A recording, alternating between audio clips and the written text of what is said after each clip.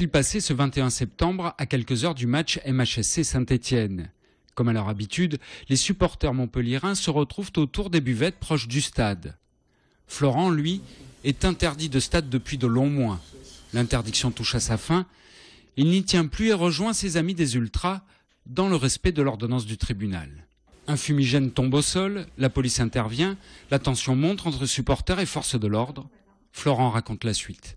Les policiers sont reculés, les supporters aussi, et révoltés, disant vous avez fait n'importe quoi, faites attention, c'est dangereux, c'est vraiment n'importe quoi.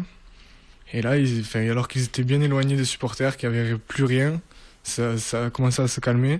Ils ont envoyé un tir de flashball, un deuxième que j'ai pris dans la tête. Et à partir de là, je ne sais plus. Ils s'en sont pris aux 3 fonctionnaires de police qui, par réaction, ont utilisé le flashball, mais encore à savoir si c'est les causes de la blessure, mais dans un cadre tout à fait légal. Et nous soutenons en tout cas à l'unité SGP Police la thèse de la légitime défense, bien sûr. Gravement touché à l'œil droit, Florent est évacué à l'hôpital après une longue attente. Les médecins lui expliquent ensuite qu'il a peu de chances de retrouver la vue de l'œil droit, mais difficile d'aller plus loin, puisque son dossier médical aurait été saisi par la police.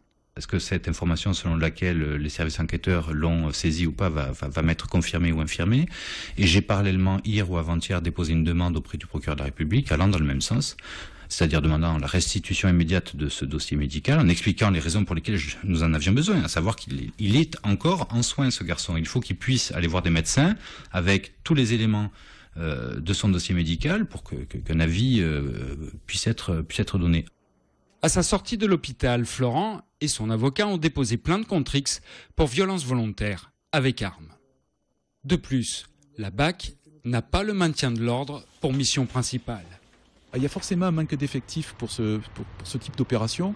Les CRS devraient être employés pour essentiellement, en tout cas, pour ce genre de manifestation. Et on demande aux effectifs de sécurité publique de s'exprimer là-dessus. C'est dangereux pour tout le monde. Et aujourd'hui, on doit réfléchir sur cette façon de travailler lorsqu'il y a un événement sportif ou une manifestation.